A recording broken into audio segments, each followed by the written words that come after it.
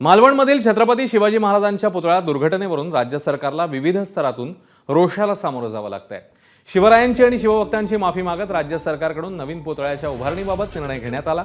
आज स्वतः पंतप्रधान मोदींनी पालघरमधील कार्यक्रमात जाहीर माफी मागितली। पुतळ्याबाबत जे झालं ते अतिशय वेदनादायी आहे। पुतळा दुर्घटनेप्रकरणी नतमस्तक होऊन शिवरायांची आणि सर्व भक्तांची माफी मागत असल्याचं पंतप्रधान मोदींनी म्हटलंय।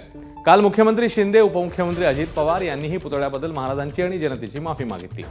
तर आज स्वतः पंतप्रधान मोदींनी जाहीर सभेत महाराजांची जाहीर माफी मागितली।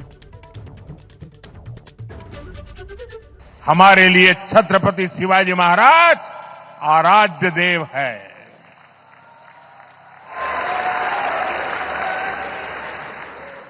और मैं आज सर झुका करके मेरे आराध्य देव छत्रपति शिवाजी महाराज की उनके चरणों में मस्तक रख के माफी मांगता हूं।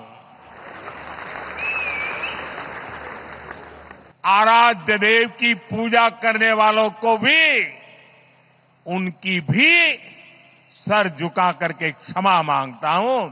मेरे संस्कार अलग है।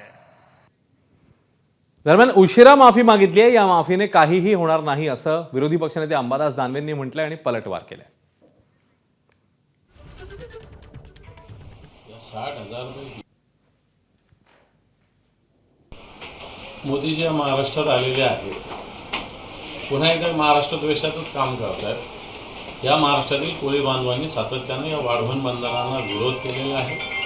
एवढा विरोध असूनही आज पुन्हा एकदा हे वाढवण बंदराच्या भूमिपूजनाला मोदीजी आलेले आहेत। और त्या कोळी बांधवांचं एक प्रकारे हितावर वरवंटा फिरवण्याचा प्रकार नरेंद्र मोदीजी करतात। असं होत असताना छत्रपती शिवरायांचा पुतळा यांच्याच सरकारच्या हाताने जो बांधलेला पुतळा हा पडलेला आहे।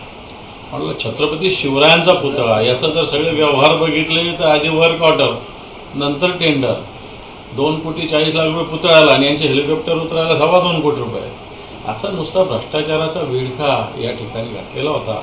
आणि मला वाटतं अतिशय उशिरा माफी मागितली, पण तो माफीनं या ठिकाणी माफी नसते, छत्रपती शिवरायांचा आहे, माफी बिलकुल नसते। इथं कलमच केलं जातं छत्रपती शिवरायांच्या शिवशाहीमध्ये। मला वाटतं तसंच कलम मोदीजींच्या सरकारचं या महाराष्ट्रातील जनता केल्याशिवाय राहणार नाही। मोदीजी या महाराष्ट्रात आलेले आहेत। पुन्हा एकदा महाराष्ट्र द्वेषाचंच काम करतात। या महाराष्ट्रातील कोळी बांधवांनी सातत्याने या वाढवण बंदरांना विरोध केलेला आहे। एबीपी माझा, उघडा डोळे बघा नीट।